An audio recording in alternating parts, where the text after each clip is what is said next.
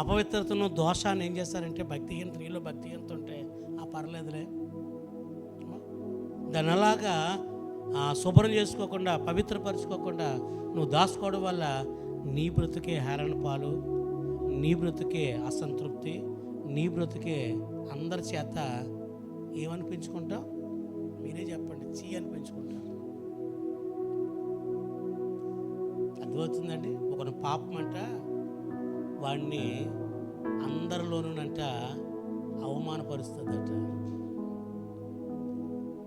అందుకే పాపమును, దోషమును మనం ఏం చేయాలంటే దేవుని సన్నిధిలో, దేవుని వాక్యం చేత మనతో సూటిగా మాట్లాడుతున్నప్పుడు, ఇది అతిక్రమం బాబు, ఇది అపవిత్రత, ఇది నీ దోషము అని వాక్యం నీకు సరి చేసినప్పుడు నువ్వేం చేయాలి? సరి చేసుకోవాలి.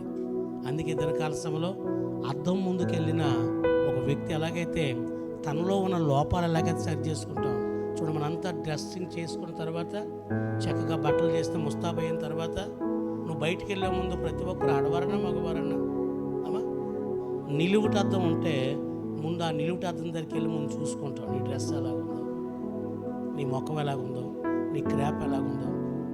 ఆ అద్దం దగ్గర ముందు సరి చేసుకోకుండా నువ్వు బయటికి వెళ్తే చూసిన వారికి నీ జీవితం, నీ బ్రతుకు హేళన పాలైపోద్ది. అలాగే వెనకాల్సిన దేవుని వాక్యం ఎందుకో తెలుసా? దేవుని సన్నిధి ఎందుకో తెలుసా? లోకంలో నువ్వు సిగ్గు, అవమానం కలగకుండా నువ్వు డిగ్నిటీగా ఉండడానికి నీ జీవితాన్ని సరిచేసే దేవుని వాక్యము.